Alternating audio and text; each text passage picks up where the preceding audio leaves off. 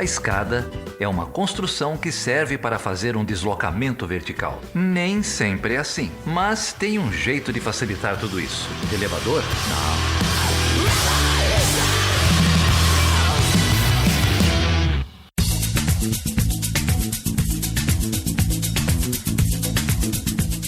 Seja bem-vindo e seja bem-vinda ao último episódio do Chutão da Escada nesse ano desgraçado de 2020. Meu nome é Felipe Mendonça. E eu sou o Geraldo Zaran. E hoje, Geraldo, a gente vai falar sobre o quê, cara? Antes disso, eu tô achando que você tá muito arriscado, tá se arriscando demais, viu, Felipe? Por quê, cara? Não bateu dia 31, não bateu meia-noite, você tá cravando que esse é o último episódio. Não sei não, cara, 2020 surpreende. 2020, o problema é que tem surpreendido negativamente, né, cara? Mas eu espero que você esteja falando de uma coisa boa. Prefeito do Rio preso dia 20 de dezembro, cara, esse ano não quer acabar. Preso e solto, né? Ainda tem essa, tá de tornozeleira. E vacina que não sai, né? Os nossos amigos aqui, vizinhos, irmãos argentinos, já estão tomando vacina russa. Enquanto isso, o Bolsonaro faz gol impedido. Lá na minha Vila Belmiro, que desgraça, viu? Não tava impedido, mas foi um gol. Presta atenção no goleiro depois, se tiver estômago pra dar o play no vídeo, o goleiro quase empurra a bola pra dentro. Nossos apoiadores já estão recebendo aviso de vacina, né? A comunidade do Chutando a Escada espalhada pelo mundo já tem gente recebendo aviso de vacina. Ainda bem. Por falar em apoiadores do Chutando a Escada, eu queria agradecer a todos vocês que ficaram com a gente durante esse ano desgraçado. E lá no final do episódio vai ter surpresa, Geraldo? Vai ter surpresa, você vai agradecer todos literalmente. Então fique com a gente até o fim. Mas, Geraldo, hoje a gente está aqui para falar de um tema bem interessante, muito importante, que é o tema da gordofobia, desse padrão estético, né, que é imposto a todos e todas nós pelo capitalismo em geral. E para isso a gente vai receber aqui a professora Fernanda Rezende. Ela é psicóloga, professora também da Universidade Católica de Minas Gerais, a PUC Minas, e ela vem aqui com uma ex-orientanda dela, também graduada em psicologia, que é a Samantha Elisa, que tem um Instagram chamado Psi Corpo Livre. A gente vai deixar aí o link na descrição. Ela é uma psicóloga anti-gordofobia e a gente vai fazer esse papo aqui. Para isso, a Débora Prado e a Carol Pavese, que já estão de férias, conduzem a conversa. Uma conversa necessária, uma conversa importante. Então a gente vai chutar a escada de 2020, também chutando para longe de nós os gordofóbicos que nos cercam. Acho que nada mais justo, né? Fim de ano, a gente sempre tem essas bobagens de projeto verão, dieta do verão, não sei o quê. Acho que nada mais justo do que falar desse tipo de preconceito, desse tipo de discriminação, né, contra essa imposição de padrões estéticos, e as convidadas vão soltar o verbo aí. Vamos lá, vamos ouvir o programa. E eu recomendo veementemente que você escute até o fim para a gente poder pensar aí sobre essas imposições todas que são nos colocadas não só na questão da gordofobia, mas assim, todo tipo de padrão do corpo, né? O controle do corpo, na verdade. E a gente tem que chutar essa escada. Eu recomendo que você escute até o fim. É isso aí. Obrigado, Débora. Obrigado, Carol. Obrigado, convidadas, né? E todos os convidados, a gente agradece sempre os apoiadores, mas tem que agradecer sempre os fantásticos convidados que passaram aqui pelo Chutando a Escada nesse ano. Também sem vocês a gente jamais faria esse programa, então muito obrigado a todo mundo que vem, alguns recorrentemente vem conversar com a gente. E é isso aí. Se vocês quiserem apoiar o Chutando a Escada em 2021, entra lá em chutandoescada.com.br/apoio. A gente tem 3 planos de financiamento coletivo no Catarse, no Patreon e no PicPay. A gente recebeu uma mensagem muito, muito legal do Pedro essa semana, um dos apoiadores, falando de como o podcast ajudou ele a refletir sobre certas questões. Então é para isso que a gente está aqui, no meio dessa confusão toda, no meio dessas demandas todas. É por isso que a gente está aqui essa semana, toda semana.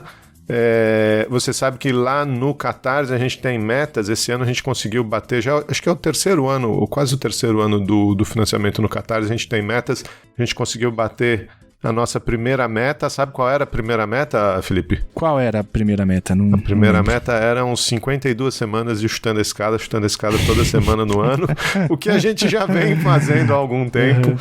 E vai continuar fazendo com muita felicidade e muita alegria. Então, obrigado. E vamos lá? Então, vamos lá. Com vocês, Fernanda Rezende, Samantha Elisa, que falam com a gente sobre gordofobia, pressão estética e os efeitos estruturais desse tipo de discriminação de que principalmente as mulheres sofrem, ainda mais nessa época do ano.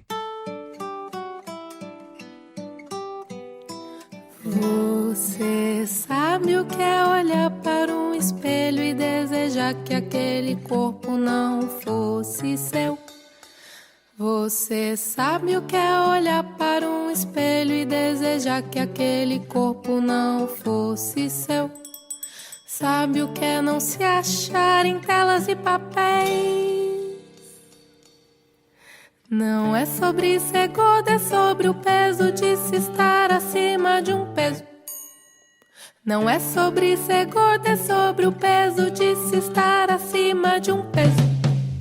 Chegamos, chegamos, chegamos, chegamos, chegamos, chegamos, chegamos, chegamos, chegamos, chegamos, chegamos, chegamos pra sentar. Nossa bunda gorda nessa sua ideia paranoica de que a gente não existe ou não devia existir. Chegamos, chegamos, chegamos, chegamos, chegamos, chegamos, chegamos, chegamos, chegamos, chegamos, chegamos, chegamos pra sentar. Nossa bunda gorda nessa sua ideia paranoica de que a gente não existe ou não devia existir. Aceita que dói menos, aceita que dói menos. Eu já aceitei, e foi delicioso, eu já aceitei. E foi delicioso, eu já aceitei. E foi delicioso, eu já aceitei. E foi delicioso, eu já aceitei. E foi delicioso, eu já aceitei. E foi delicioso, eu já aceitei. E foi delicioso, eu já aceitei. E foi delicioso, eu já aceitei. E foi delicioso, eu já aceitei. E foi delicioso, eu já aceitei. E foi delicioso, eu já aceitei. E foi delicioso, eu já aceitei. E foi delicioso, eu já aceitei. E foi delicioso. Oi, Carol. Oi, Débora. Tudo bom? Tudo bem, e você? Caminhando, né, gente? Tudo bem, a gente já fala no automático, né? Mas caminhando, na luta. Estamos nessa reta final aqui de 2020, né? Um ano tenso, mas que pelo menos chegou aqui todo mundo com saúde. Acho que a meta era essa, né? A gente Isso. passou por tudo isso para poder chegar aqui com saúde e vivas, né? E bem, então se a gente conseguiu estar aqui presente gravando, é sinal de que deu tudo certo, ou pelo menos o principal está funcionando, o resto vem com a vacina. Hoje a gente vai bater um papo bem importante e que eu acho que tem muito a ver também com essas discussões de pandemia. A gente tem visto várias reportagens sobre esse tema, sobre a necessidade de corpo, de voltar ao corpo ideal, né, assim, o quanto a pandemia... E é interessante porque a gente olha os jornais também lá fora e é a mesma coisa, né, as reportagens são sempre, assim, como recuperar o seu corpo que você perdeu com a pandemia, então como se a preocupação fosse essa, né, além de tudo, além de ter que sobreviver e aguardar a vacina e com todas as incertezas econômicas e de várias naturezas que a gente enfrenta, essa pressão permanece, né? É bizarro, assim. E para bater esse papo com a gente, essa pressão sobre o corpo e discutir um pouco também a gordofobia, a gente tem hoje duas convidadas maravilhosas e super especiais aqui para mim. A gente vai falar com a Fernanda Rezende, que é um presente que a PUC me deu, e ela foi minha colega, ela é professora do curso de psicologia da PUC Minas, em Poços de Caldas, ela é graduada também em psicologia psicologia, mestre em educação e tem um doutorado também em educação pela USP e tem trabalhado bastante nessa área de educação, de psicologia social, direitos humanos, gênero e agora tem feito uma parceria esse ano muito bacana com a Samantha nessas discussões de gordofobia. Então a gente vai ter o prazer de estar com a Samantha aqui também, a Samantha Elisa, que se está formando agora em psicologia, então ela tem mais um motivo ainda para comemorar nesse 2020. Parabéns, Samantha, e desenvolveu uma pesquisa muito bacana sobre gordofobia. Samantha, você quer falar um pouquinho para a gente desse seu projeto de graduação? Bem-vindas, meninas. Prazer ter vocês aqui. Prazer ter vocês aqui. Obrigada por toparem bater esse papo com a gente. Obrigada, Débora. Obrigada, Carol. Muito obrigada a vocês duas e a Fer por sempre fazer essa parceria aí, levando esse assunto para vários ambientes. E então a minha pesquisa foi voltada, né, para a estigmatização do corpo gordo.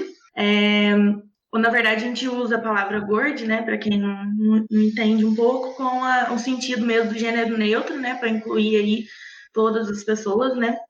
E aí essa pesquisa foi voltada para jovens mulheres de 15 a 29 anos, para ver como que está essa questão mesmo de padrão estético, né? Foi geral, não foi só com pessoas gordas, para entender esse nível de insatisfação das mulheres com esse corpo. E os resultados da pesquisa foram, assim, muito chocantes, assim, né? A gente já esperava um tipo de resultado, mas acho que foi além do que a gente já estava esperando, né? O nível de insatisfação aí bateu quase que 90% das participantes são insatisfeitas com o seu corpo, procuram mudanças, né? Então, essa pesquisa foi voltada principalmente para a questão do modelo online, né? O que as redes sociais influenciam sobre isso, qual que é essa relação das influenciadoras e blogueiras, né, com esse corpo, o que elas passam isso na rede social, né, no Instagram, YouTube, Facebook e tudo mais, e o quanto que a luta social, né, e as minorias têm ganhado espaço dentro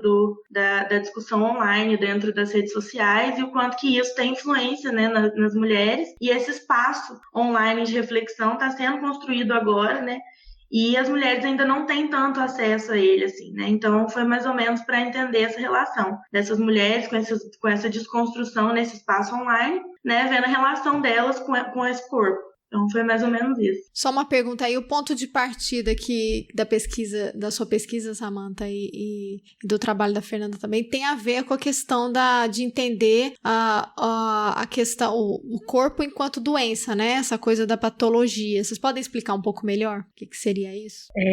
Débora, eu acho que o começo dessa conversa, né, assim, o pontapé inicial da conversa precisa ser na pergunta quem sou eu, né? Então é a grande questão da psicologia, na verdade, que é uma questão de identidade, né? Quem sou eu? Quem é esse corpo que me recebe, né? Eu estou no mundo a partir desse corpo.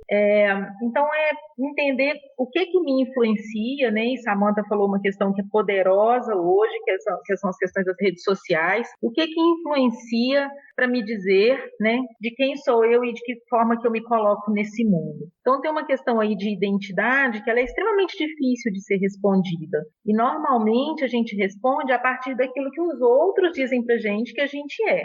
Tanto os outros próximos, minha mãe, né, muito do que a gente é, são porque minha mãe me diz que eu sou assim, meu pai me diz que eu sou assim, as pessoas que me criaram, então meus filhos me dizem que eu sou assim, e muito do que as redes sociais hoje também dizem que eu sou, né? Então tem uma questão hoje que ela é muito importante, que a gente pode falar daqui a pouquinho, que é a questão de uma pressão estética, que é o que a Carol já comentou, que tem um padrão ideal de corpo, né, que é imaginário, que não existe na realidade, né, e que as pessoas vão o tempo inteiro sofrendo com esse padrão, né? Então atingir um padrão ideal, e que normalmente é um padrão, normalmente não, ele é um padrão branco, loiro, do nariz afilado, né, um estilo bem europeu, magro, alto, com o pé de um tamanho X, com as unhas de um formato X, com a sobrancelha de um formato X, então não tem dó aí, né? Então todas as partes dos corpos,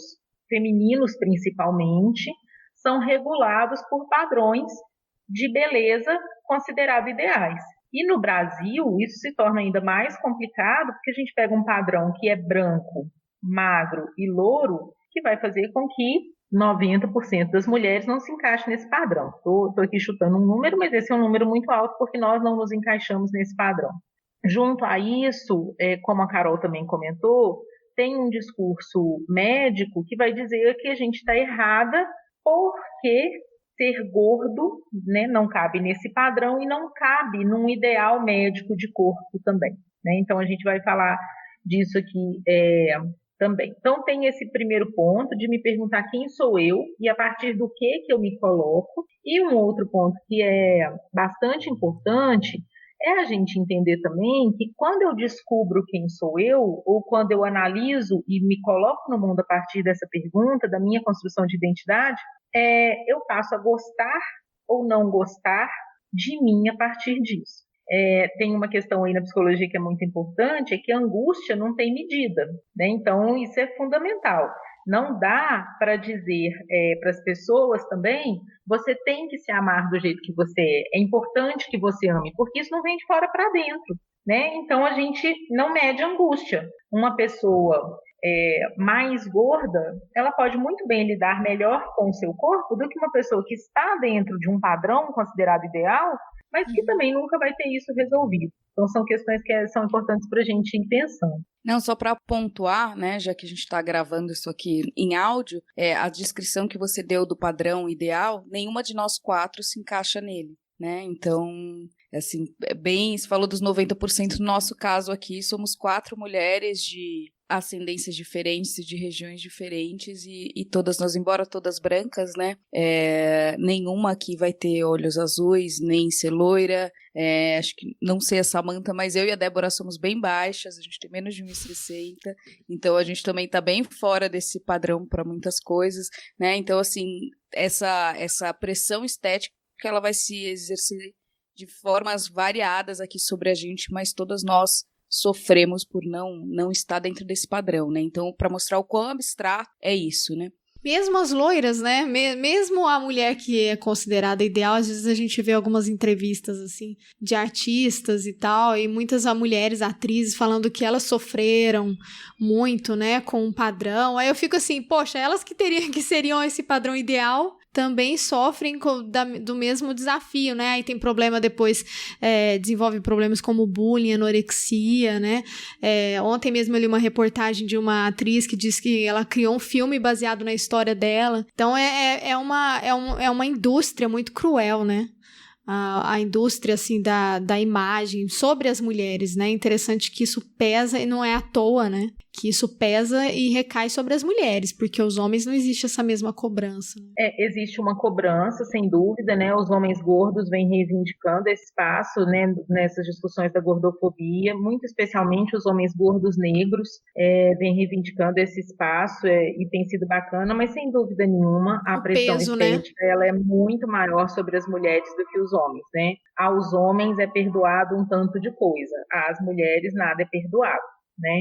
Então, é interessante você falar, Carol, inclusive porque tanto eu quanto a Samantha, acho que a gente mergulha aí no tema, teoricamente, por questões de vivências pessoais. Eu sou uma mulher gorda, sempre fui gorda, criança gorda e adolescente gorda, e só depois, na vida adulta, é que eu fui reconsiderar esse corpo e parar de sofrer com esse corpo. Assim, eu tenho que ser feliz nesse corpo que eu tenho mesmo, né? Mas já passei aí por X, não sei numerar, quantas dietas malucas, né, inclusive forçadas pela família, né, até hoje eu escuto, né, minha família falar assim, faz a cirurgia bariátrica, eu pago para você, né, isso é uma coisa muito comum na fala do meu pai, assim, eu pago para você, como se o problema fosse o dinheiro, e é uma dificuldade enorme das pessoas entenderem, eu sou feliz como eu sou, né, então tem uma questão aí, o tempo todo, especialmente familiar, de dizer a minha preocupação é com a sua saúde, né, a gente vai falar disso daqui a pouquinho,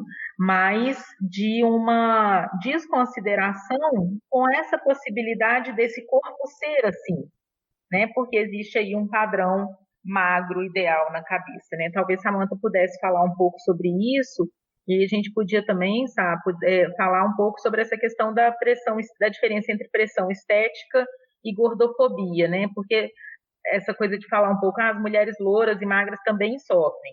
É bem diferente do que o que as mulheres gordas sofrem, né?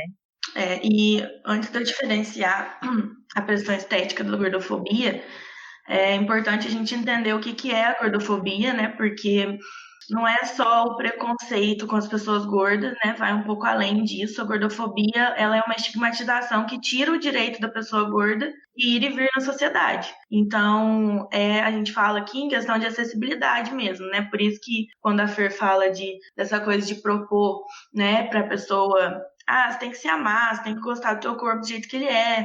E aí, quando a gente volta para a gordofobia, a gente vê que o quanto esse discurso angustia a pessoa gorda, porque como que eu vou me amar numa sociedade que não me cabe, né? Que eu vou numa loja, não encontro roupa, ou que pra eu ir para o trabalho, eu encontro desafios desde a hora que eu saio de casa até a hora que eu chego. Então, a gordofobia, quando a gente fala dela, a gente fala em questão de acessibilidade mesmo. E essa é a principal diferença entre a pressão estética e a gordofobia. Ontem, no meu Instagram profissional, a gente fez uma enquete lá sobre isso, se as pessoas conseguiam diferenciar essas duas coisas, e a maioria não conseguia diferenciar. Então, é importante a gente colocar isso, porque muitas vezes as pessoas trazem essa pressão estética, né, achando que a pessoa gorda se encaixa somente ali, né, e aí a gente acaba desvalorizando o discurso. E a pressão estética, todas as mulheres sofrem, todas nós estamos aí sujeitos a ela, né, mas a gordofobia só pessoas gordas sofrem. E essa diferença vai por conta da acessibilidade, né? A pessoa magra, ela sofre por não ter um padrão de corpo ideal e tudo mais, sim, mas ela não deixa, né, de frequentar lugares ou de vivenciar algumas coisas por estar magra, né? Então, por exemplo, não deixa de entrar no ônibus por medo de não passar na catraca, né? Então, isso não acontece com a pessoa magra, por exemplo, né? Com a pessoa gorda acontece, da pessoa não sair de casa mais, né? Por medo ou vergonha, né? De, por exemplo, ir no restaurante e ser vigiado o tempo todo, né? O que a pessoa gorda tá comendo? Será que se ela estiver comendo salada é porque ela tá de dieta? E aí, esse tipo de coisa que eu acho que é a principal diferença, né, entre essas duas questões. E é muito importante a gente localizar isso dentro do feminismo mesmo, por entender essa diferente tipo de opressão, né, que acontece com essas mulheres, né. Então, é muito importante quando a gente vai falar de autoestima, vai falar de amor próprio e tudo mais, entender essa acessibilidade na sociedade, né. Como que a pessoa gorda, ela pode se amar se ela não tem acesso, né? O mundo não é feito para as pessoas gordas, né? Quando eu ouvi isso a primeira vez, eu acho que foi muito importante para entender essa luta mesmo do ativismo, né? O que essa luta está buscando, né? Que é essa acessibilidade a políticas públicas, mudar os dados aí que a gente tem. Uma pesquisa da Malu Gimenez mesmo mostra que 7 em cada 10 empresas não empregam pessoas gordas. Então, isso é muito chocante, é muito triste e mostra essa diferença, né? Não é só uma questão de autoestima, né? Vai além disso, é uma questão de acessibilidade mesmo. Primeiro dizer que eu tô aprendendo muito com vocês, porque eu mesma não sabia essa diferença entre padrão estético e gordofobia e as especificidades, né? E aí eu queria te fazer uma pergunta, se na pesquisa de vocês observaram se essas limitações, né, de acesso, de direitos humanos, né, de acesso à sociedade, né, ela é restrita nas sociedades ocidentais ou é um problema que é global? Se vocês poderiam trazer um pouco as experiências assim para além do Brasil, como fica esse debate em outros lugares do mundo, assim? Débora, a pesquisa em si, né, que a Samantha fez, ela é uma pesquisa regional, né? Então ela não abarca essa questão. Nas sociedades ocidentais, existe uma diferença gigantesca em relação a essa questão da obesidade. A questão da pessoa, a discussão sobre gordura, e aí do corpo gordo, e essa diferença do corpo obeso, ela é uma discussão muito do mundo ocidental, desculpa. Tem uma questão aqui que não pode ser deixada de falar, que a gordofobia, eles são uma das muitas consequências da nossa vivência de um capitalismo muito exacerbado, né? E aí, por isso que eu acho que tem aí uma diferença, pensando aqui, acho que precisa estudar mais, mas uma diferença entre mundo ocidental e mundo oriental, como você está perguntando, né? Então, vamos pensar que no mundo capitalista, de 50, 60 anos para cá, a gente faz tudo de carro ou de transporte público, a gente não anda mais a pé. A gente tem uma força gigantesca nas décadas de 80 e 90 com a questão da comida rápida, dos fast foods, né? Então, uma supervalorização de lanches rápidos como um espaço e um momento de lazer e de prazer para as famílias, uma pouca valorização ou nenhuma daquilo que se produz em casa, né? Então, pequenas hortas, pequenos pomares. Então, mesma lógica nossa de habitação, do nosso sistema de habitação, e aí Carol vai saber falar disso muito melhor do que eu, né? Mas como que a gente foi se espremendo em espaços pequenos e a gente não tem espaço para produção, a gente não tem tempo, porque a gente corre demais, então a gente não tem tempo aí, entre aspas, para fazer nossa própria comida, para cuidar da alimentação. Então a gente tem, sim, uma piora no sentido de um aumento grande, né, de pessoas gordas nas sociedades ocidentais de 40 anos para cá.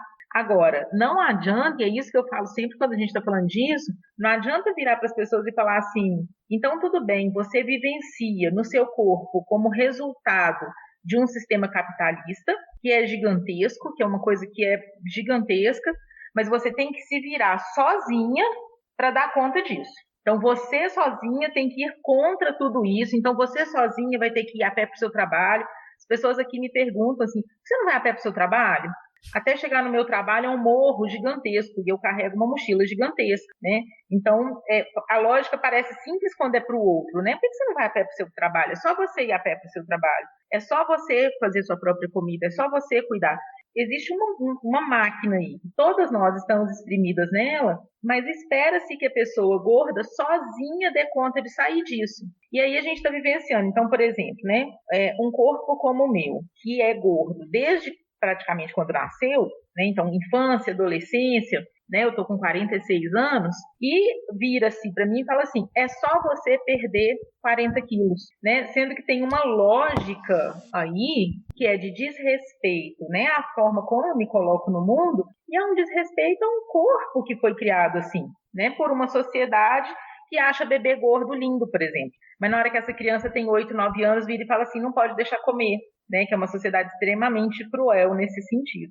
Então, tem uma engrenagem muito maior aí. É interessante a sua pergunta sobre o mundo ocidental e o mundo oriental, porque tem uma engrenagem muito maior. Então, por que mulheres orientais, por exemplo, quase não têm câncer de útero e mama? Câncer de útero e mama estão absolutamente associados ao consumo do leite de vaca. Procura na internet, assim, leite de vaca faz mal, no Google. Não acha, gente, porque a gente tem uma indústria leiteira no mundo ocidental e é muito mais forte do que os poucos médicos, nutricionistas que estão aí fazendo pesquisa para dizer, leite de vaca faz mal, né? E aí vai ficando, os caras vão dando murro em ponta de faca.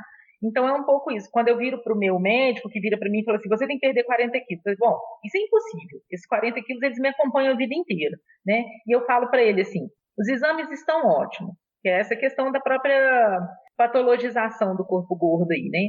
Os meus exames são ótimos. Eu faço exercício físico todos os dias. É claro que esse exercício físico é dentro do meu limite, enquanto mulher com quase 50 anos de idade, com o peso que eu tenho. Mas quantas pessoas fazem exercícios físicos todos os dias? Eu caminho 40 minutos todos os dias, faço pilates e faço dança. Quantas pessoas nós conhecemos? Eu conheço muito pouca gente que faz exercício físico tão certinho quanto eu faço, né?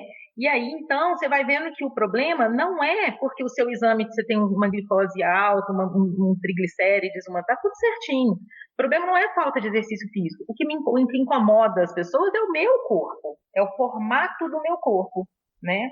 Porque eu tenho várias amigas, inclusive alunas, né, muito jovens, com um exame de sangue muito mais atrapalhado que o meu, que não fazem exercício físico e nenhum médico pega no pé delas para dizer você tem que fazer alguma coisa, né? Então, quando a gente está falando dessas diferenças, a gente também tem que pensar que você tem uma engrenagem aí em volta disso, né?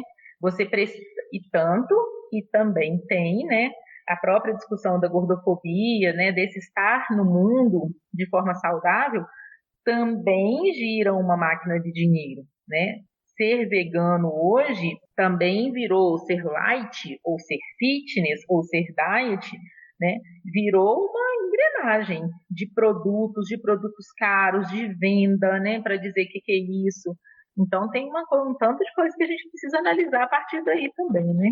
Só uma coisa antes de entrar nisso, que eu acho importante falar, é que quando a gente vai falar sobre gordofobia, geralmente a gente tem um retorno de uma justificativa, geralmente vem por muita parte dos médicos mesmo e tudo mais, de ser um discurso de romantização da obesidade, né?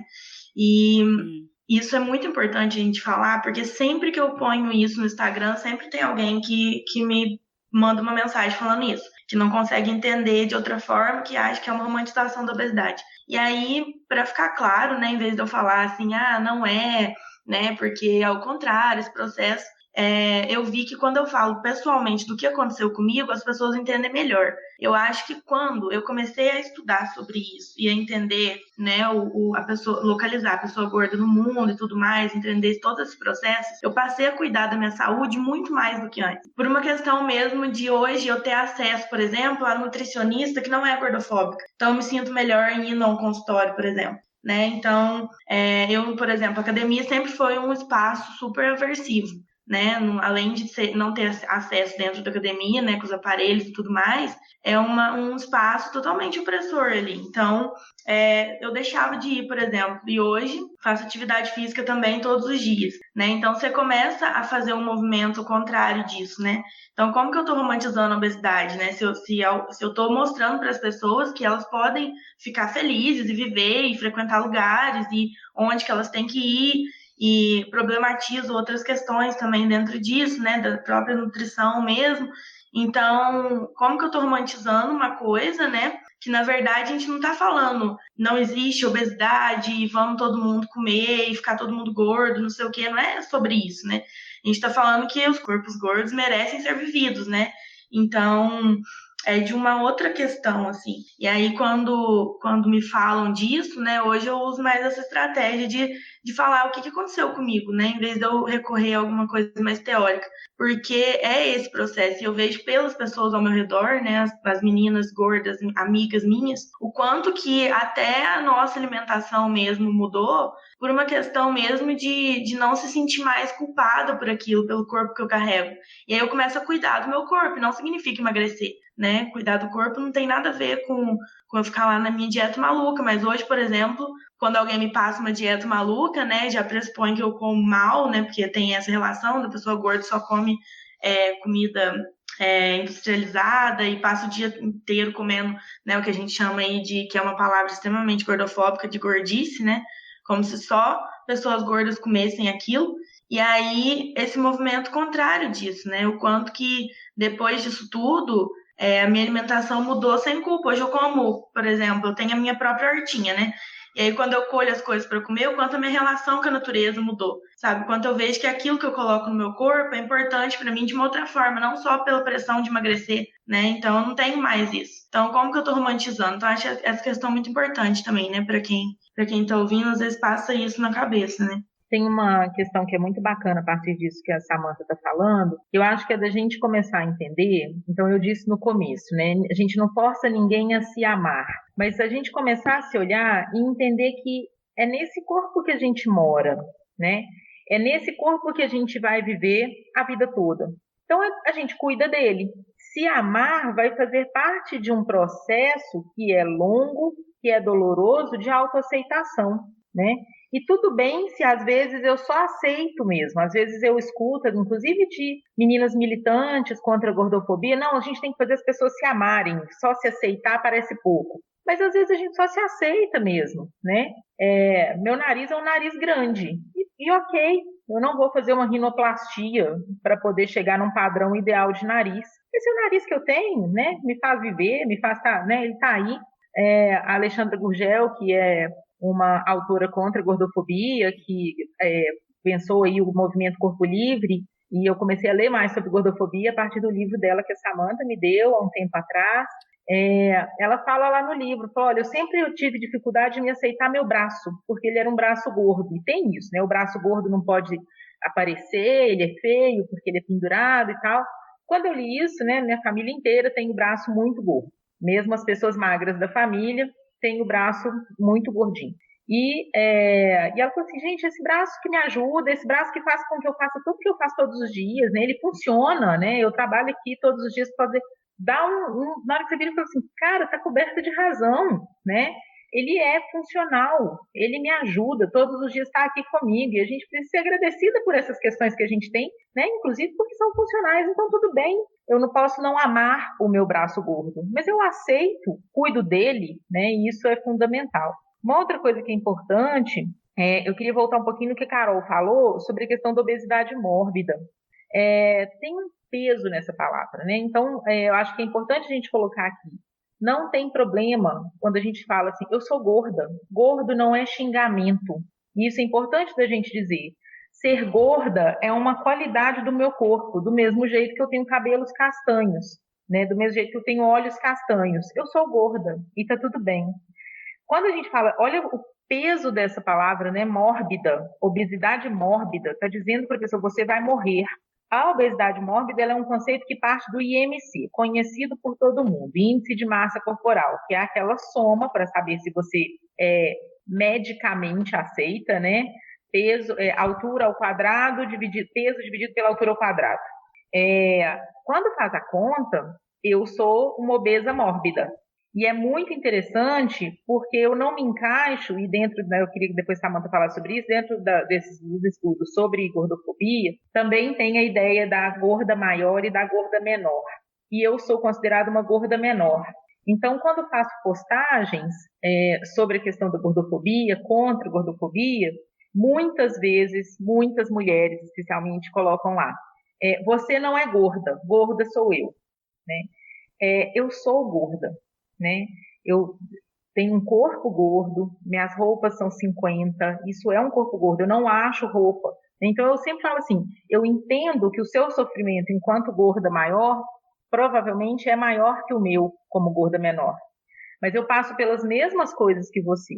Né? Eu também fico com medo da cadeira do restaurante não me aguentar, eu também não encontro roupas na grande maioria das lojas, mas eu entendo o sofrimento. Volto a dizer, a gente não mede angústia. Né?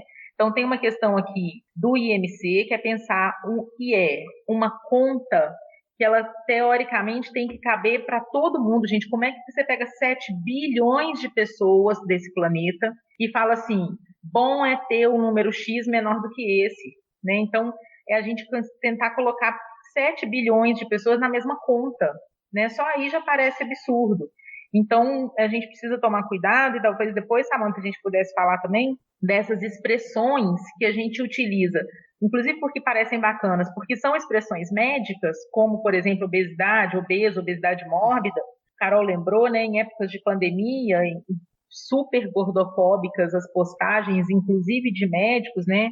No começo da pandemia, eu já postei lá, falei, se a sua maior preocupação no meio de uma pandemia é engordar, é que você vai engordar alguns quilos, você precisa de terapia, né? Porque a gente está no meio da pandemia, você pode morrer, né? Sua família pode morrer, e se você está preocupado que você vai ganhar 3, 4 quilos, você precisa de uma terapia bem feita, né? E não de uma dieta. Então, a gente precisa repensar alguns termos mesmo, né? A obesidade mórbida é uma delas, e a própria palavra obeso são algumas delas. A primeira vez que eu ouvi obesidade mórbida, eu era criança. E aí eu fui passar com uma nutricionista, né? Porque a infância da pessoa gorda é dentro do consultório de nutricionista, não é brincando, né? E aí eu lembro que uma nutricionista falou isso e eu ficava na minha cabeça assim, eu sou uma bomba relógio, vou morrer a qualquer segundo. E a sensação foi essa por muitos anos, né? Até eu entender que não era assim que funcionava. E aí você virar para uma criança e falar que a criança é uma obesa mórbida e que se ela não começar a fazer atividade física e fizer uma dieta maluca, ela vai morrer, isso é muito pesado, né? Depois, como que você quer que a pessoa fique bem, né? Depois de um choque desse, né? E essa questão dentro do ativismo que a Fer comentou, a gente diferencia, né? A gorda maior da gorda menor por uma questão mesmo de compreensão da opressão mesmo. Então, a gente usa o número 56, né? De vestimenta aí para diferenciar quem veste menos, que 56 é a gorda menor, e mais que 56 é a gorda maior, né? Esse número às vezes varia um pouquinho, entre 54 e 56.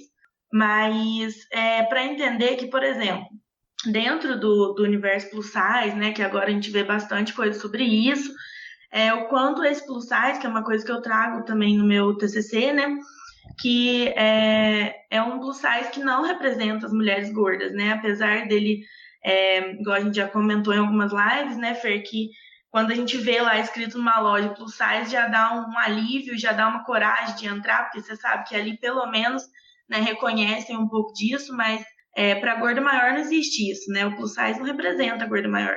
Nem a gorda menor, porque muitas lojas, né, oferecem um plus size que não veste uma pessoa gorda. Além do preço, né, ser exorbitante, assim, não cabe no bolso da maioria da população. E aí a gente vê essa diferença das modelos, né, do plus size serem modelos consideradas só grandes, né? Tipo assim, o quadril largo, altas e não tem celulite, não tem estria, não tem nada, sem barriga, a barriga não marca na roupa. E aí, Sim. como que eu represento isso, né? Como eu, por exemplo, como uma mulher gorda, não. Quando eu vejo plus size, eu sempre me dá um pouco assim, deixa eu ver o que isso aqui tá falando. E aí você vai ver, principalmente biquíni ou lingerie, você vai ver, tipo assim, é surreal, sabe? Não existe aquilo não é mundo real, né? Então, mais uma vez, eles pegaram plus size, né, pra falar, estamos colocando aí, e aí a indústria usa isso, e não, mais uma vez, a mulher não volta ao padrão ideal, né, e não se sente pertencente àquele mundo ali, né? Slow songs, they for skinny hoes. Can't move all of this here to one of those. I'm a thick bitch, I need tempo. Fuck it up to the tempo. Pity pat, pity pat, pity pity pat. Look at my ass, it's fitty fat. Kitty cat, kitty cat, kitty kitty cat. Pour me a glass, boy, I like my water wet. Throw it back, good. Catch that. I need a jack for all of this ass, but it won't go flat. Baby, come eat some of this cake. He look like he could gain a little weight. Lick the icing off, put the rest in your face. Slow songs, they for skinny hoes. Can't move all of this here to one of those. I'm a thick bitch. E para homem, como que é? Fiquei curiosa com essa questão da indústria da moda. Tem essas mesmas dificuldades também de tamanhos do maior, sim, mas que é essa questão do modelo, né? Que vocês colocaram, assim. Então tem que ter cinturinha, tem que ter... E acho que também tem várias outras, né? Você tem que ter... Que volta um pouco pro que a gente estava falando no início, mas tem que ter uma altura também padrão, né? Então não só o peso, mas deve ter um padrão de gordo, né? Acho que é isso, né? Não contempla todos os corpos. Você vai ter gente que tem mais quadril, tem gente que tem mais barriga, né? Assim como todos os corpos são diferentes. Então, você também não consegue homogeneizar e padronizar o que é um corpo gordo, né? E aí acho que a gente recai sobre esse, né, além dessa dificuldade do entendimento do tamanho, mas acho que é uma boa colocação, porque agora que a gente vê esse empoderamento maior, né, e as mídias sociais também têm dado mais visibilidade aos gordos e principalmente aos ativistas, né, eu também sigo a Alexandra Gurgel, mas você vê que tem ali uma série de projeções estéticas também naquele corpo, né, que de alguma forma ele precisa contemplar também, não ficar longe, né, desse ideal, assim. Então, dentro das limitações que ele tem, ele também precisa, né, então há uma pressão também de padrão dentro do que é aceitável num corpo gordo? Ou... Tem, né? Samantha falou aí para as mulheres, inclusive, essa questão da roupa considerada plus size, às vezes ela não veste 44, 46, e que definitivamente isso aí não é um corpo gordo, né? Para os homens, Carol, eu acho que mais uma vez é um pouco mais fácil, porque até a própria vestimenta, a forma como ela é construída, a própria vestimenta masculina, ela é diferente da feminina, né? Então as coisas não são muito acinturadas, as camisas elas são mais retas, mais quadradas. Então mesmo que o corpo gordo masculino, ele tenha menos cintura e mais quadril, ele tenha mais barriga e menos bunda, por exemplo, as roupas já são um formato menos difícil, né, de encaixar. Como eu disse, a gente tem visto bastante gente falando disso, né? Tem vários homens gordos, alguns modelos, outros não, que têm dito isso nas redes sociais, né?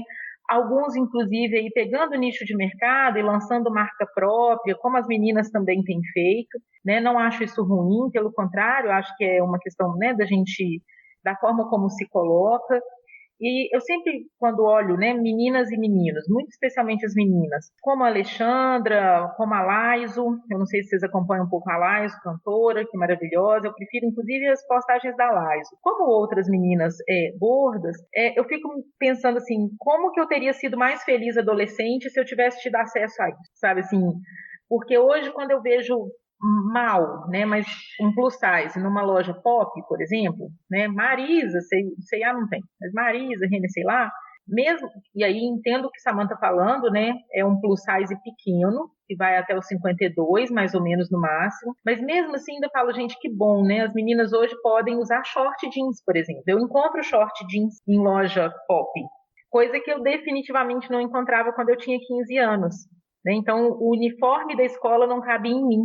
Então, eu sempre usava blusa de frio, podia estar o calor que fosse em Belo Horizonte, mas eu estava sempre de blusa de frio porque o uniforme da escola me pegava em todas as banhas. E aquilo era muito ruim para mim, né?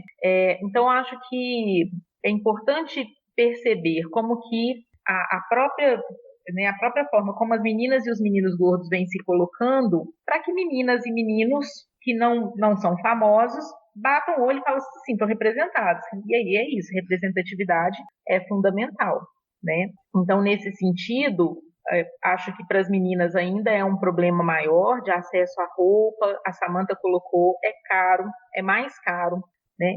Volto a dizer, tem tudo a ver com capitalismo, não é porque a sociedade está achando que o corpo gordo é um corpo que está ok, é porque achou nicho de mercado mesmo, né? Eu fico olhando as minhas redes sociais, como eu olho muitas coisas a partir disso, né? As propagandas que vêm são todas de roupas plus size. E é tudo muito caro, né? Desde a lingerie, do biquíni, como a Samantha comentou, as roupas todas. Então, ainda tem muita coisa para ser discutida e para pensar. Agora, o acesso à roupa, ele é muito importante, né? Porque a Samantha comentou, sair de casa é um negócio fundamental, eu tenho que me sair, né? E quando a gente se sai se sentindo bonita, a gente fica muito mais à vontade.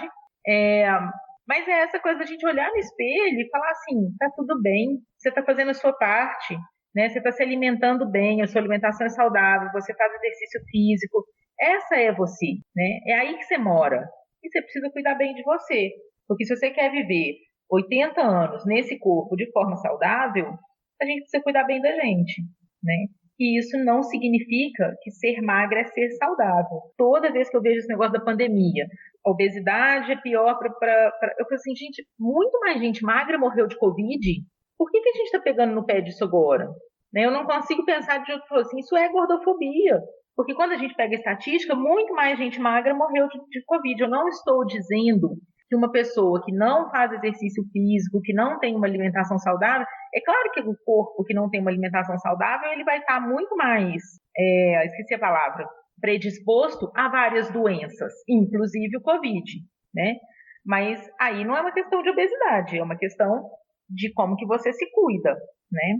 Eu acho fundamental esse ponto que vocês duas trouxeram, né? De separar essa questão estética de uma questão de saúde, que geralmente é colocada juntas, né? Então, o corpo magro, não só ele é socialmente aceito, mas ele também é o corpo que a gente, consequentemente, correlaciona com o modelo do corpo saudável, que é quando você vai ver a alimentação dessas mulheres que são extremamente magras, né? E que não tem um fenótipo para ter um corpo magro, porque tem essa questão também, né? Assim, tem gente que come... na mesma quantidade. A minha irmã é uma pessoa que ela é bem mais alta que eu e ela é magérrima, e ela sempre foi magérrima, né? E eu sou o corpo oposto dela. E a minha irmã comia, assim, muito mais do que eu na adolescência e ela não engordava 1 grama. Se eu comesse metade do que ela comia, eu engordava, né? E sempre fui bombardeada com todas as revistas, Capricho e tudo mais, da necessidade. Então, assim, para mim era muito complicado, porque na minha frente, na mesa, tinha uma pessoa com o corpo que as revistas me vendiam e que eu nunca tive e nunca vou ter, né? E ainda é assim. Então, assim, e ela também fazia Ironman, coisas que eu também nunca me predispus a fazer, mas tem essa questão, né? Assim, você tem essa questão do fenótipo. Qual que é o seu estilo, qual que é o seu tipo de corpo, qual que é o seu padrão de corpo, né? Que corpo você vai poder ter, né? E aí, assim, eu nunca vou ficar alta e nem vou ficar magérrima. e é tudo bem, né? Então, assim, tem essa associação, né? O que a gente não está falando aqui é que, tudo bem, então pode ser um corpo, tem que ser um corpo cuidado, independente do peso. Acho que é essa a relação, né? A gente não pode fazer essa relação de que um corpo gordo é um corpo mal cuidado e um corpo, porque a consequência fala isso, que o corpo magro é o corpo bem cuidado, né? Acho que a gente tem que romper com esse estereótipo em cima do corpo gordo. Todos os corpos precisam ser bem cuidados, bem alimentados e todo mundo precisa se exercitar. E é isso que a gente, né, que vocês fazem. Talvez mais do que eu até. A Fernanda começou a falar, eu falei, nossa, exames periódicos, então, eu não tenho feito. Lavar louça e cuidar de filho conta como atividade física. Eu tô ótima. Eu bem que não tem, tá? Lavar louça e cuidar de filho, eu também cuido. E assim, esse é um ponto importante, né? Eu tava lendo pra nossa conversa que a gordofobia é isso, é você ter o preconceito com a questão do estético, né, do biotipo da pessoa, porque não necessariamente isso tem a ver com a pessoa ser ou não saudável. Eu conhecia, inclusive, na época da faculdade, amigas que estavam dentro do padrão ali, faziam exames periódicos, estava tudo alterado, né, triglicérides, tinha pressão alta, estava com tudo alterado, então isso não tem a ver. É um discurso que ele cai por terra, né? Quando a gente vai a fundo para conversar sobre isso. E aí eu queria saber... Débora, só para comentar o que você está falando. A minha filha tem 12 anos e ela pesa 35 quilos. Ela é muito magrinha. E ela tem um colesterol muito alto desde que nasceu. É uma questão genética, né? A gente controla de 6 meses, o médico ainda fala, não vou dar remédio, né? Porque é uma questão genética. E ele sempre brinca, após que você trocou seu exame de sangue com o dela. Ela tem um colesterol alto, a glicemia mais altinha. E eu tenho exames, quando a gente compara, muito melhores do que o dela. Eu com 46 anos, com corpo gordo.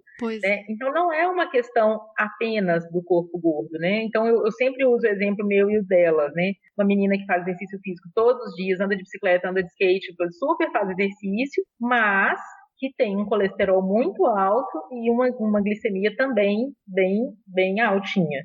Né? Então e minha filha, né? Então nesse sentido, né? Tem que tomar muito cuidado com essa... É isso que é a patologização, né? É bater o olho numa pessoa gorda, como disse Samantha, ficar medindo o que ela está comendo, porque se ela está comendo salada, ela está de dieta. Se ela está comendo muito, ela está errada. Então, ela está errada sim. O julgamento, né? Esse julgamento. É sempre o julgamento.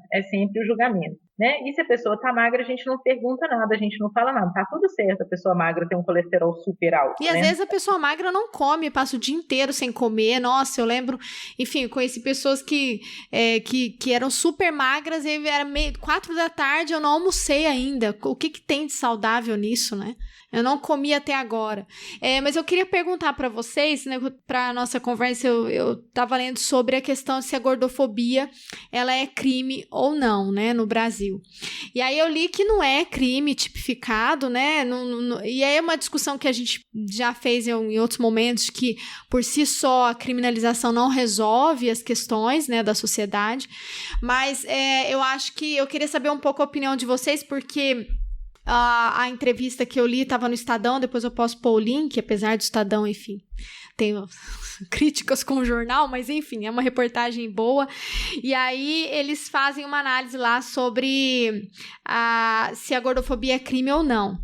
E aí o jurista vai dizer que a gordofobia ela não é crime, mas ela poderia entrar como injúria. Porque é um preconceito, né? E ela tem vários impactos. A gente está falando aqui de uma série de danos emocionais que isso pode acontecer, né? Suicídio, depressão, ansiedade, né? A Samantha falou, olha, são corpos de pessoas que ficam invisibilizadas na sociedade, que se trancam em casa com receio de sair, né?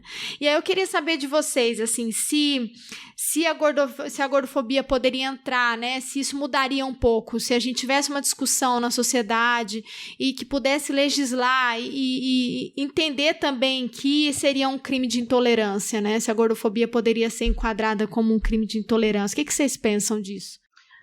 Eu acho que, para falar desse assunto, essa semana aconteceu um episódio aí de uma empresa, não sei se vocês chegaram a ver, que a chefe, né, pesava a funcionária. Então, assim, eu acho que isso responde muito quanto que ajudaria, né? E Eu até tinha feito um post no coletivo feminista que eu sou diretora da minha cidade, e sobre isso, que o post é o seguinte, né? Fala que a gordofobia não é um crime, mas que existem situações da gordofobia, né, que são passíveis de análise jurídica, né? Então, a gordofobia médica no trabalho, a gordofobia enquanto violência doméstica, o uso indevido de imagem, que é uma questão muito importante, a gente vê várias reportagens aí falando sobre sedentarismo e sempre tem, né, a imagem de uma pessoa gorda comendo, né, cortando a cabeça e mostra só o corpo, e a gordofobia enquanto acessibilidade. Então, essas questões são passíveis de análise jurídica, e isso é muito importante a gente falar, né, eu sempre falo com as meninas do coletivo, porque situações como essa da reportagem, né, desse caso que aconteceu, são comuns, e eu acho que sim, se a gente tivesse aí, se fosse um crime, né, a gordofobia, talvez a gente conseguiria denunciar mais coisas que acontecem, né, porque muitas vezes a gente acha que não, que é só um preconceito, é bullying só, e aí fica por isso mesmo, né. Então, não, é uma coisa séria, né, é passível de análise jurídica o que está acontecendo, né, igual esse caso que eu citei, a chefe lá teve que pagar uma indenização de 50 mil reais para funcionário. Então, tipo assim, né, é uma coisa super grave. Eu acho que o caminho para pensar sobre isso é um pouco esse. No caso, entrou como assédio moral, né? Não como gordofobia. Na questão da análise da situação, entrou como assédio moral. E é absurdo mesmo, né, gente? De deixar bilhetinho para funcionária pedindo a prova de que ela havia se pesado na academia naquela semana, né? É absurdamente constrangedor, desnecessário. E só para lembrar também, alguns anos atrás, eu acho que foi o último concurso para professora do estado de São Paulo, algumas candidatas que haviam passado no concurso não passaram no exame médico, com a justificativa, o médico deu a justificativa de que, como elas eram gordas, elas teriam problemas futuros. Elas não tinham nenhum problema atual, mas como elas eram gordas, elas teriam problemas futuros. No absurdo que isso é, porque problemas futuros qualquer um pode ser ter. Humano Sim. pode ter, né? Elas recorreram e ganharam na justiça e mas que entraram, absurdo, né? O constrangimento. como professoras. Mas penso o constrangimento, exatamente. E aí essas meninas terem que acionar advogados, assim, passar por situações que absolutamente são desnecessárias, mas a partir do preconceito médico nesse sentido também, né? Não, e tem toda uma questão também de colocação depois, né, assim, o quanto isso compromete, né, porque você também faz, que vontade você tem de continuar trabalhando num espaço desse, né, porque para além do médico falar a barbaridade que ele falou, ainda tem a empresa, né, a Catal, você faz o quê depois, né, então tem toda essa questão, né, se processa, como vários processos de assédio, né, se processa, mas você vai continuar ali? Não, né, então você ainda tem o ônus de ter que procurar uma outra colocação, né, e que em alguns setores a gente sabe que são setores reduzidos ou com poucas possibilidades, né, de empresas, e aí você faz o quê?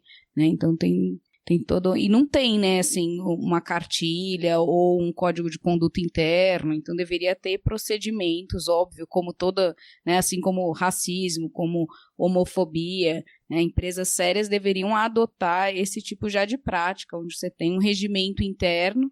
E aí você invoca o regimento interno sem precisar externamente configurar um advogado, né?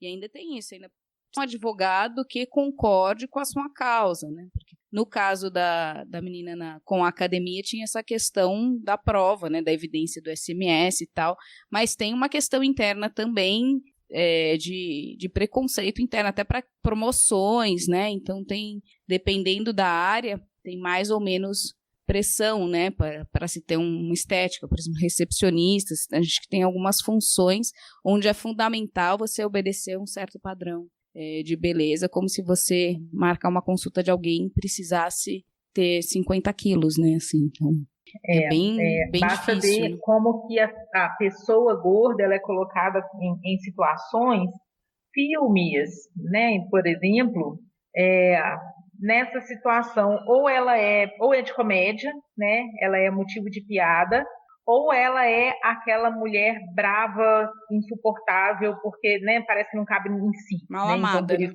exato. Então ela tá sempre de cara fechada, ela é gorda, né? Ela é peituda, e ela tá sempre de cara fechada e ela brigando com todo mundo, meio no sentido de vai me encarar, né? Acho que a gente podia pegar esse apaixonada por um amor que nunca vai acontecer, né? Que nunca vai acontecer porque ela é apaixonada pelo cara ideal, né? Aí ela emagrece. A gente podia aproveitar esse gancho, né? Do que... Tem vários assim, que aí só quando ela emagrece, aí o cara olha e fala, nossa, você... Aí o cara se interessa por ela, mas aí ela não quer mais, né? Porque aí ela tá magra, ela pode escolher qualquer... Aí ela fica com o personal trainer dele. A gente podia pegar esse gancho do que a Carol comentou e falar para quem já está escutando aí, gente, Carol, Samantha, as expressões gordofóbicas que a gente usa no nosso cotidiano e que a gente, né, usa por hábito, mas que são expressões gordofóbicas e que a gente precisa parar de usar, né? Talvez a gente pudesse comentar um pouco sobre isso, Samantha. Então, você comentou, né, gordice. E só antes de entrar nisso, eu vou indicar um Instagram muito legal, Débora, depois você dá uma olhada para tirar mais dessa tua dúvida, chama Gorda na Lei. E lá eles discutem a gordofobia em questão em âmbito jurídico, e aí são advogadas, né, discutindo, e é bem legal, assim, traz bastante coisa. Então, voltando ao que a Fer falou, né, dessas expressões gordofóbicas, né, a gordice, eu acho que é o que eu mais vejo.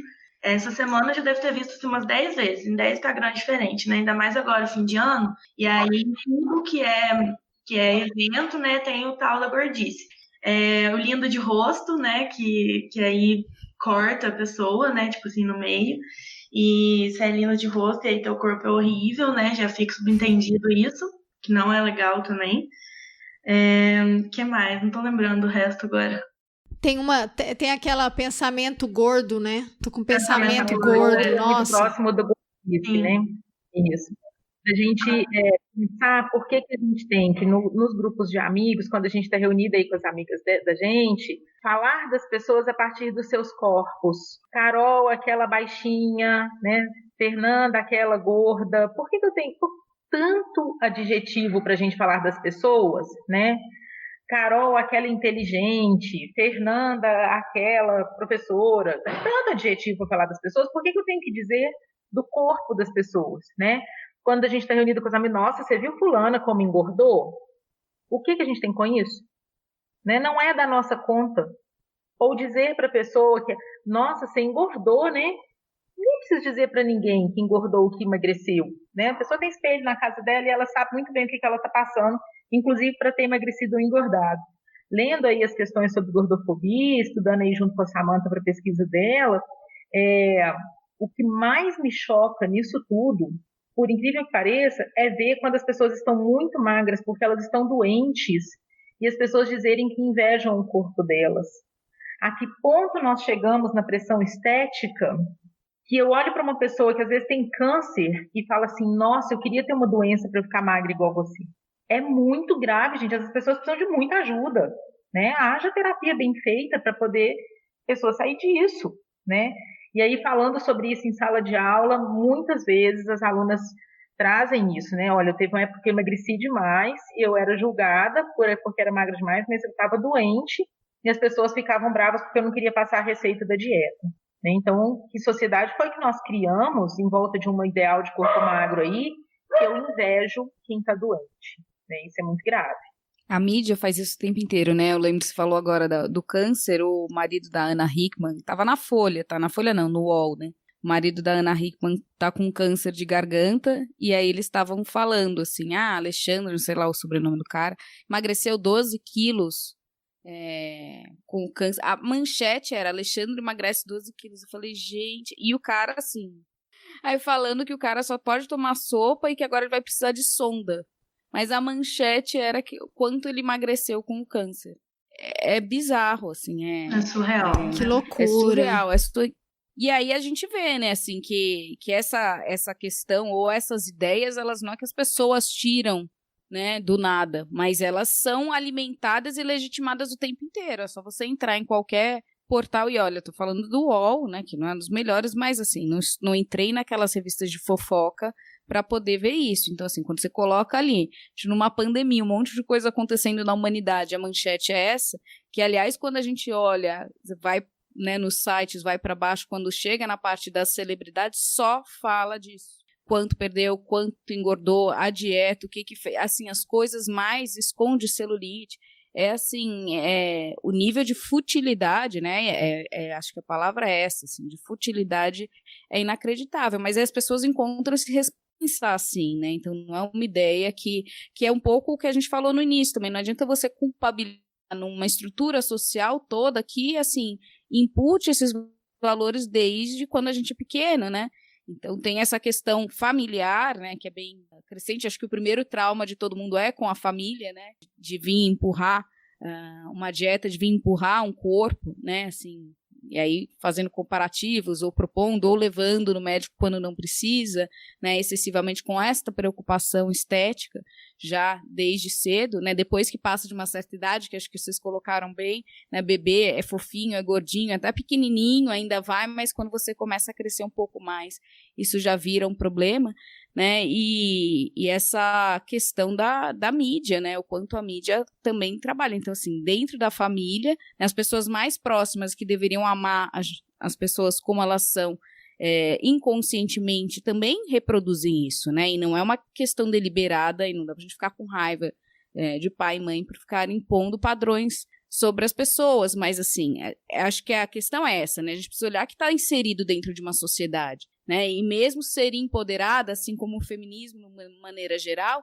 você tem que lutar contra uma onda inteira, você abre a porta, e se você abre a porta empoderada, você tem que enfrentar o mundo mesmo assim, né, lógico que isso te fortalece muito mais, mas não quer dizer que você não vai sofrer preconceito, né, e que então a estrutura machista ou a estrutura gordofóbica some a partir do momento que você individualmente se empodera, porque as questões estruturais estão postas, né, e você vai ter essa dificuldade numa colocação no emprego, você vai ter uma dificuldade num relacionamento, né, ou achar relacionamentos, você vai ter dificuldade com os outros, né, então assim, acho que a gente cria um problema coletivo, mas responsabiliza o indivíduo por ele. Exato. E foi o que eu falei do capitalismo agora mesmo, né, Carol? Você tem um problema enorme, mas você quer que as pessoas individualmente resolvam esse problema sozinhas, que o problema é só dela. Você falou duas coisas super importantes. Oi, Carol, desculpa. Não, vai. Eu queria comentar duas coisas que eu achei super importantes a partir da sua fala.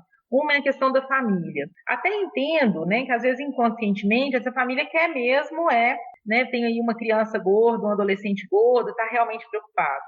Então, mas as ações, elas são conscientes. Então, para começar, né, parar de falar as coisas gordofóbicas, né? Então, está fazendo gordice e tal. Começa a pensar se você realmente está preocupado, né? Eu sou mãe e eu entendo, a gente realmente se preocupa. Eu brinco com a minha filha todo dia para ela comer fruta, porque ela tem que sair de casa e fazer exercício físico, etc. Quanto de exercício físico você faz junto com os seus filhos? O quanto a alimentação da família inteira é saudável, né? Então, porque não adianta eu dizer para meu filho, para minha filha, né, que especialmente crianças e adolescentes, que elas têm que fazer de uma forma e eu estou ali fazendo de outra completamente diferente. Eu não faço nenhum exercício físico, mas quero que a criança faça natação 3 vezes por semana e judô 3 vezes por semana.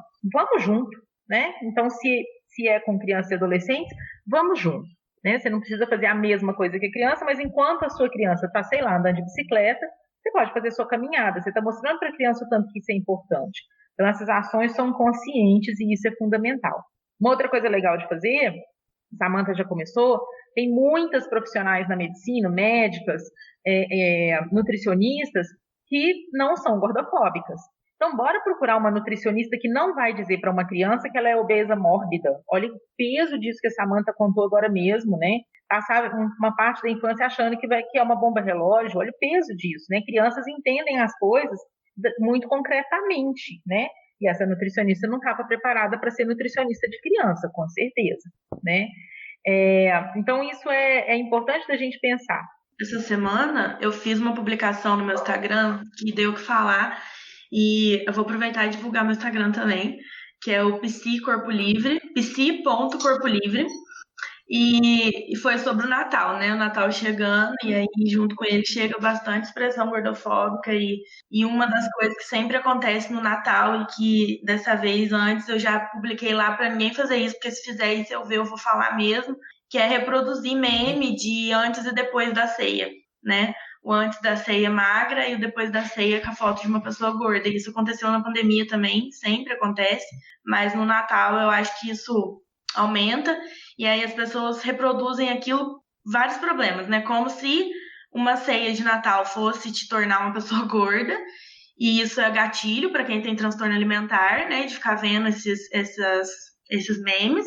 E como também se eu, por exemplo, como gorda, como se aquilo fosse uma consequência ruim, né? Como se meu corpo fosse uma consequência ruim. Então, isso é uma questão que a gente precisa pensar bastante também, porque o que tem de meme gordofóbico e que as pessoas compartilham, assim, sempre, às vezes não paro para pensar e tudo mais, e eu sempre vou de um em um no individual mesmo e chamo para bater um papo, uma reflexão, porque é muito, sabe? Tipo, é o dia todo. Eu poderia ficar aqui horas falando sobre isso, porque é muito meme gordofóbico. E agora, no Natal, esse sempre vai aparecer. Vocês podem prestar atenção que vai aparecer esse. E aí vocês já dão esse olhar pra isso, né? Pra gente não compartilhar e sabotar esse tipo de coisa, né? É a minha predileta, relaxada na dieta. Confiança, só confiança, não tá na balança, não tá na balança. É a minha predileta, relaxada na dieta. Confiança, só confiança, não tá na balança, não tá na balança. Te pego de mão cheia, gordinha, gordinha. É obra de arte, de valor na pintura e na moldura. Esquece quem não soube entender, degustar dessa fartura. Pra ler partitura não basta saber ler. Veste que quiser e vem me ver. Veste que quiser e vem me ver. Veste que quiser e vem me ver. Veste que quiser e vem me ver. Previsível, que tem padrão é previsível. Previsível, que tem padrão é previsível. Previsível.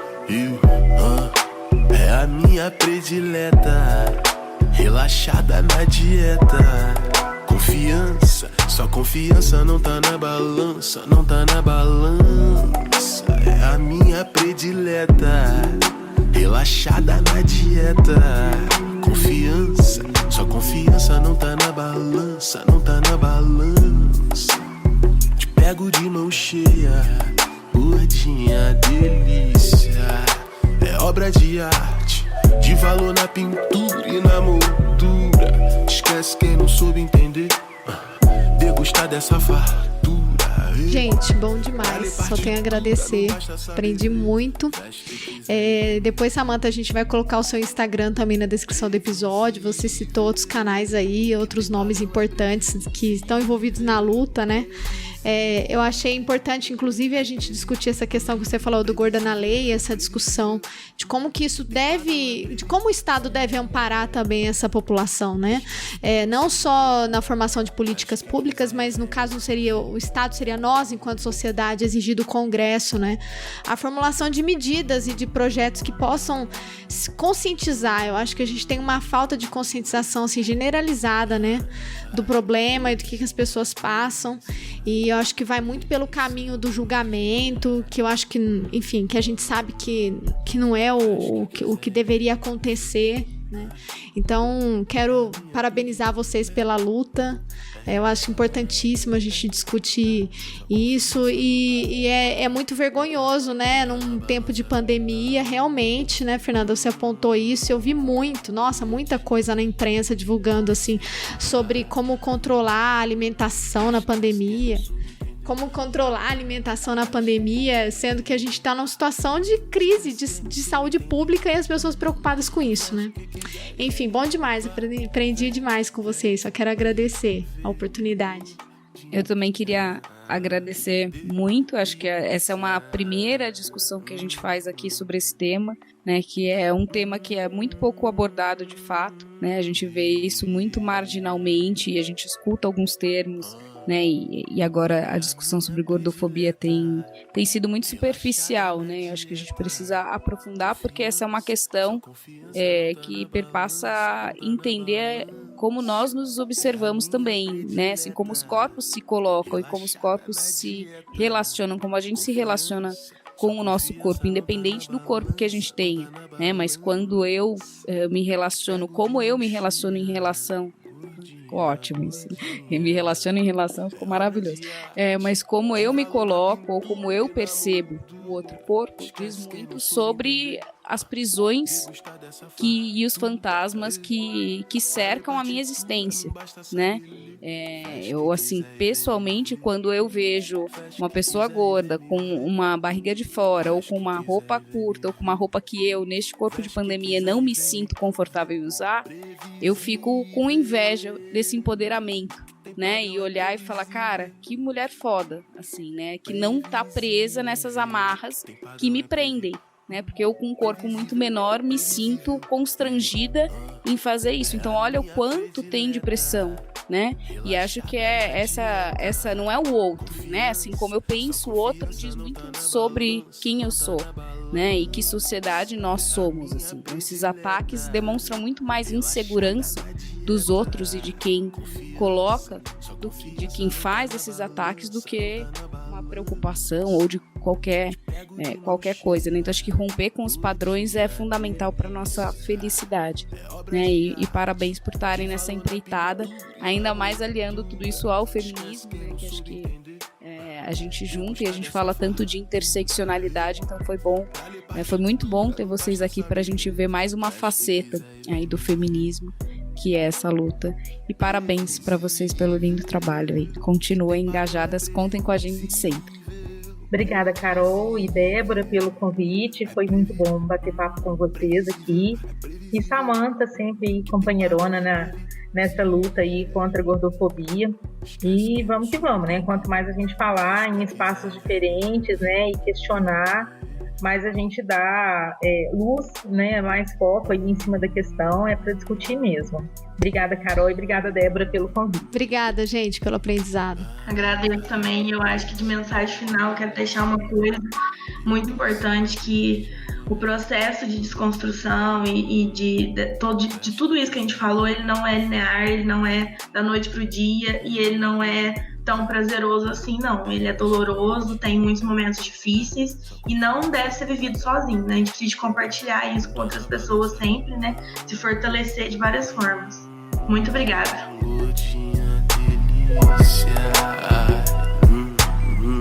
Esquece quem não soube entender. Faz que quiser e vem me ver. Esquece quem não soube entender. Faz que quiser e vem me vem me ver, gordinha, delícia. Vai, é a minha predileta.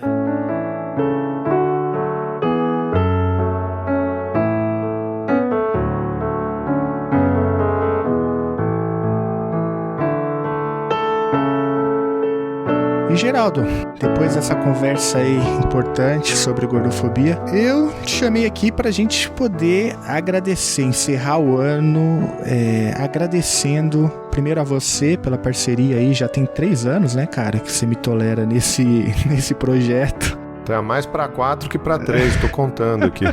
Tá contando os dias. Foi um ano bem difícil, mas conseguimos aí a meta, né, de publicar um episódio por semana. Valeu, Geraldo, pela parceria. Também aproveito para agradecer a Carol Pavese e a Débora Prado, que também toleram aqui nós dois, né? Então aí sempre à disposição para ajudar nesse projeto. Não tem que agradecer nada, a gente tá junto, tem que agradecer os outros, né? A gente tá junto nisso. Obrigado também aí por essas semanas, meses, dias, sei lá, esse ano que a gente olha pra trás, tanta coisa que a gente fez, que a gente começou o ano gravando junto lá em janeiro. É verdade. E você tinha feito uma brincadeira, você falou que a gente ia se ver 10 vezes esse ano. Talvez, né? Talvez no Zoom, no Google Meet e tal.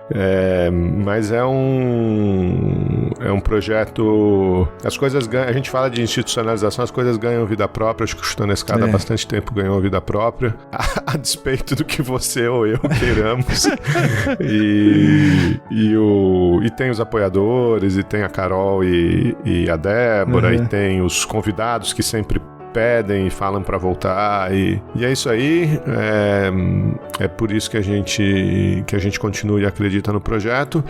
E agora a gente vai agradecer essa turminha da pesada aqui, né?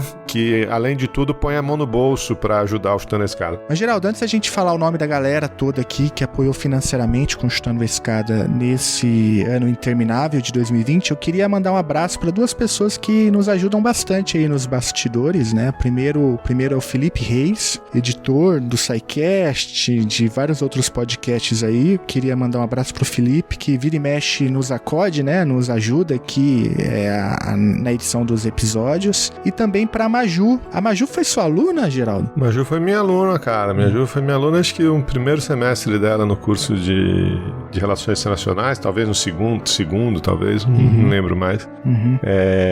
Mas sempre foi uma aluna brilhante, talvez no sentido físico da palavra, sabe? Aquela aluna que no tom da voz traz um brilho, traz uma conversa diferente, uma crítica diferente. Sempre foi muito legal ter ela como aluna e foi uma alegria enorme quando ela escreveu pra gente dizendo que não podia ajudar financeiramente, mas queria ajudar, né, na produção de algum jeito, e tem ajudado a gente bastante aí. Desde então. É isso aí. Muito obrigado, Maju. Sem palavras para agradecer todo o apoio, toda a ajuda que você tem dado para esse projeto. E o Felipe também, né? Deixa eu dar uma palavra aqui do Felipe Reis. A produtora dele, né? Acho que chama Cortes. Isso. O Felipe também produz facas artesanais, então a gente vai deixar o link dele aí também, apoiar quem nos apoia, né?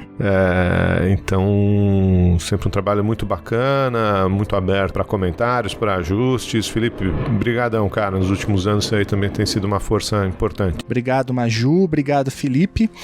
Mas vamos aí falar o nome da galera inteira que ajudou o Chutando a Escada financeiramente esse ano. A gente tem vários apoiadores e apoiadoras anônimas, né? Portanto, os nomes não serão lidos, mas a gente tem uma galera aí que apoia, que tá lá no grupo, uns que também não estão.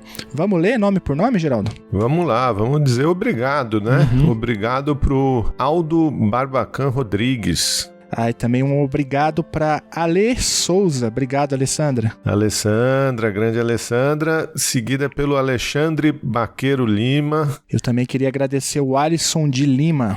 O André São Pedro, tem santo até no nome. E também tem o André Oliveira, a quem eu deixo aqui um grande obrigado. Obrigado, Bruno Vieira Costa. E muito obrigado, Bruno CPZ. Não sei, será que é Capês? Sei lá, não sei. Bruno Rendler, que até já gravou com a gente aqui, né? Nossa, o grande Bruno Rendler.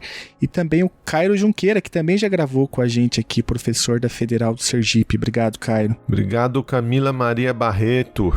Muito obrigado, Camila Maziero. Carla Paranhos. Obrigado, Carlos Penteado. Carlos Romeu da Silva. Muito obrigado, Carlos Toledo. Carola Rodrigues. Valeu, Carol Bernardo Silva. Caroline Paiva Torres. Valeu, César Rosati. Valeu, Clarice Freire, obrigado. Muito obrigado, Cristiano Ferraz. Débora Cabral Lima, nossa Deb do coração. Grande Deb. Eu agradeço também o Douglas Romualdo Silva. O Eduardo Freitas da Silva. Também um grande abraço pro Eduardo Góes, quem eu já tive inclusive o prazer de conhecer pessoalmente. Para Elisa Cruz, obrigado, Elisa. E também obrigado Erisnei de Oliveira, obrigado. Pro Henrique Vilaraçal, um dos mais novos apoiadores aí, obrigado, Henrique. Valeu, Henrique. E também um obrigado pro Eric Silva, valeu. Por Arnaldo César. E também um super obrigado para Erijane Tenório da Silva, muito obrigado. Pro Fábio Simonetti, que se não me engano também foi meu aluno. E pra Fernanda Florencio, que não foi minha aluna. Pro Fernando Malto Fencas, um dos apoiadores mais antigos do projeto. O Big Boss. E também tem uma outra deviante aqui, que é a Flávia Ward. Obrigado, Flávia. Também uma das primeiras apoiadoras da Flávia. Obrigado, Flávia. Obrigado, Flávio Lira. Grande Flávio Lira. E também um super obrigado pra Franciele Becher. Pro Francisco Fernandes Júnior. E também pro Francisco Soares Júnior. Francisco Júnior, né, aqui no grupo. Obrigado, Giovanni Campanucci Alecrim de Araújo. Grande Giovanni, eu já conheci também pessoalmente. Ele é o host do podcast cristão Café com Alecrim. Valeu, Giovanni. E um abraço também, um muito obrigado pro Guilherme Anselmo. Pro Guilherme Lino Martins. E pro Guilherme Nunes. Pro Guilherme Oliveira. E esse foi o último Guilherme.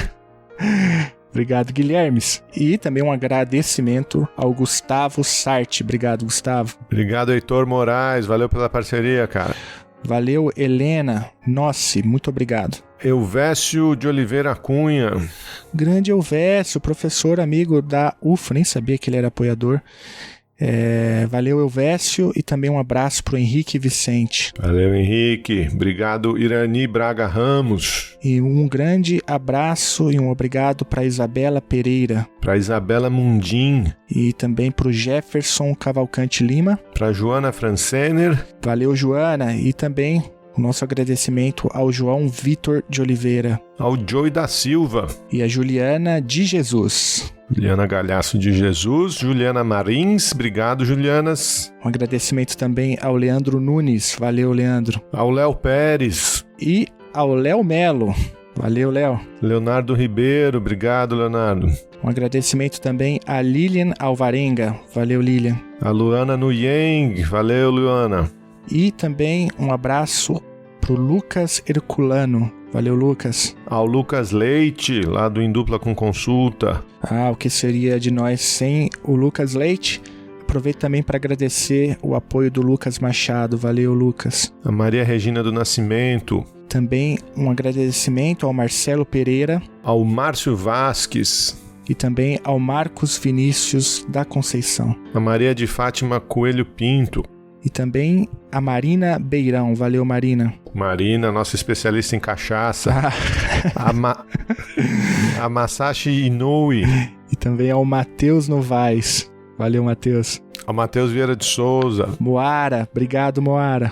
Ao Murilo Fernandes Marques. E a Natália Nascimento. Valeu, Natália. Grande Natália, saudades de vocês. Natália Teixeira Paula Braga. Ao nosso amigo de Portugal, Nuno Pimenta, valeu, Nuno. Nuno e a Naime, né? E a Naime, exatamente. Mais Naime do que Nuno.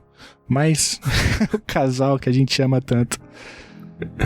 Ao Oswaldo de Moura Júnior, obrigado, Oswaldo. Ao Pablo de Rezende Braga, valeu, Pablo. A Patrícia Gil de Brolese.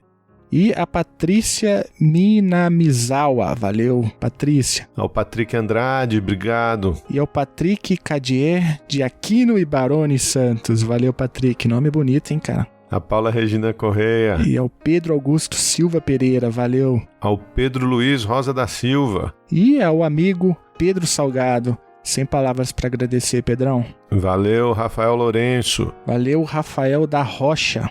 Renan Nogueira. Ao nosso marxista Rildo Borges Duarte, tá sempre lá. Valeu, Roberto Teles. Grande Roberto Teles, um abraço. E também um abraço pro Robson da Rosa. Valeu, Rodrigo Braga. Valeu, Rodrigo Fonseca. Rogério Paes da Cunha. Valeu, Rui Carlos, grande Rui. Obrigado. Toma sua vacina aí, Rui. Valeu, Saulo Arantes Seolim. Valeu, Sebastião Ferreira de Lima. Obrigado, cara. Sérgio Garcia.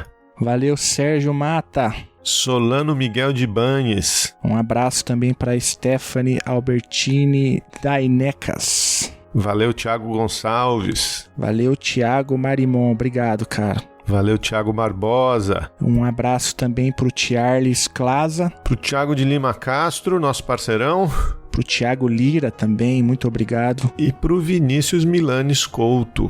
Gente, muito obrigado a todos e todas vocês. Se não fosse por essa galera aí, a gente já teria desistido, fala a verdade, Geraldo. Com certeza. Não é nem pelo dinheiro, apesar de que continuem apoiando financeiramente na escada, mas o alento de saber que a gente conseguiu criar essa comunidade muito maior, né? Mais materializada nessas pessoas que estão sempre presentes, que estão sempre mandando mensagem, que tomaram um tempo do seu dia para vir retribuir a produção que a gente faz. Esse, sem dúvida, é o mais importante, o mais significativo nesse trabalho todo. E, claro, né, para todo mundo que não pode, que não está com o nome aqui, mas que também está nas redes sociais, está escrevendo para a gente, recebendo muito e-mail essa pandemia. Tinha um contato muito legal no Twitter e sem dúvida é só porque tem esse respaldo que a gente segue em frente, né? Respira fundo e segue em frente. Agradeço também a todos e todas vocês, a galera que escuta, que comenta, compartilha. Tem os que não comentam, não compartilham, mas estão sempre ali na escuta. A gente agradece a vocês também. Muito obrigado. Foi um ano difícil, mas a gente chegou até aqui e a gente vai atravessar esse 2020 aí, juntos e juntas novamente. Vamos lá. Valeu, Felipe. Bom fim de ano aí pra você e pra família. Valeu, Geraldo. Fica bem aí também.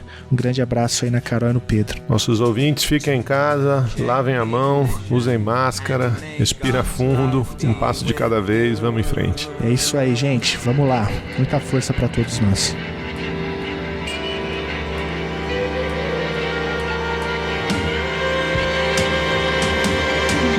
This is ground control to Major Tom. You've really made the grade, and the papers want to know whose shirt you wear. Now it's time to leave the capsule if you dare. This is Major Tom to ground control. I'm stepping through the door, and I'm floating in a most peculiar way, and the stars look very different today. For here am I sitting in a tin can.